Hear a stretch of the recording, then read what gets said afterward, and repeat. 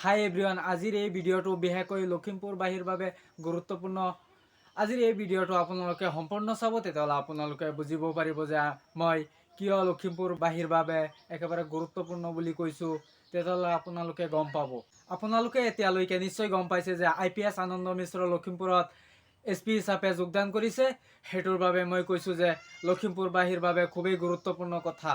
Nagaon encounter specialist SP আনন্দ মিশ্ৰ, এইজনেই হ'ল SP আনন্দ মিশ্ৰ। কেইদিনমান আগত আমাৰ নগাঁৱত ড্ৰাগছ ব্যৱসায়ীৰ বিৰুদ্ধে চলাইছিল আমাৰ নগাঁৱত অভিযান, আৰু তেওঁ সফল হৈছিল। এনকাউণ্টাৰ স্পেচিয়েলিষ্ট আনন্দ মিশ্ৰই অভিযান চলাব নকল সোণ, নকল টকাৰ বেপাৰীৰ বিৰুদ্ধে। এতিয়াৰ পৰাই আনন্দ মিশ্ৰই নকল সোণ আৰু নকল টকাৰ ব্যৱসায়ীৰ বিৰুদ্ধে চলাব অভিযান।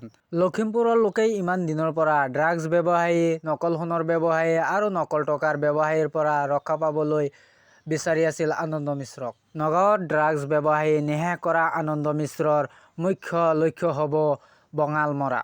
মিশ্ৰ ডাঙৰীয়াক আমি লখিমপুৰলৈ আদৰণি জনাইছোঁ।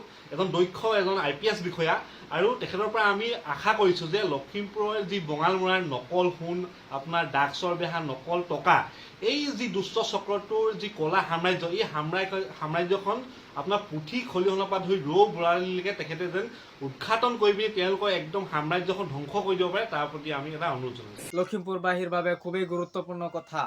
লখিমপুৰত যিবিলাক মানুহে মানে যিবিলাক নিচাযুক্ত বস্তু বিক্ৰী কৰে, তেওঁলোকৰ বাবে অতি বেয়া খবৰ। যিসকল লোকে নকল পইচা আৰু যিসকল লোকে নকল সোণৰ ব্যৱসায় কৰি আছে, সিহঁতৰ বাবে খুবেই বেয়া খবৰ। আজিৰ পৰা আপোনালোক সাৱধান হৈ পৰক আৰু এনেকুৱা বেয়া কাম নকৰিব।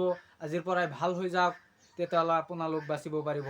আৰু লখিমপুৰ বাসীৰ বাবে এটা সুখবৰো আছে। যিসকল লোকে চাইছিল যে লখিমপুৰৰ পৰা এনে বেয়া প্ৰভাৱবোৰ আঁতৰি যায়, তেওঁলোকৰ বাবে সুখবৰ। এতিয়াৰ পৰা আনন্দ মিশ্ৰ যিসকল লোকে ড্ৰাগছ ব্যৱসায় কৰে আৰু নকল সোণৰ ব্যৱসায় কৰি আছে, নকল পইচাৰ ব্যৱসায় কৰি আছে, সিহঁতক ধৰিব। আপোনালোকৰ বাবে অতি সুখবৰ।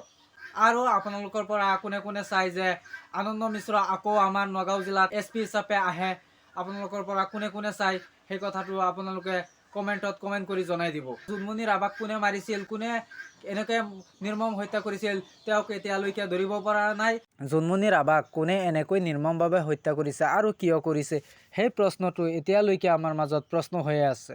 আমাৰ নগাঁও আৰক্ষীয়ে যিমান ভালকৈ তদন্ত কৰিব লাগে তদন্ত কৰি আছে। এতিয়ালৈকে জোনমণি ৰাভাৰ হত্যাকাৰীক এৰেষ্ট কৰিব পৰা নাই। আমি আশা কৰিছোঁ যে কেইদিনমানৰ ভিতৰত জোনমণি ৰাভাৰ হত্যাকাৰীক পুলিচে ধৰিব। এই ভিডিঅ'টো যদি আপোনালোকৰ ভাল লাগে, তেতিয়াহ'লে like, comment, share and subscribe करना मत भूलना। समझ रहे हो आप? समझ रहे हो?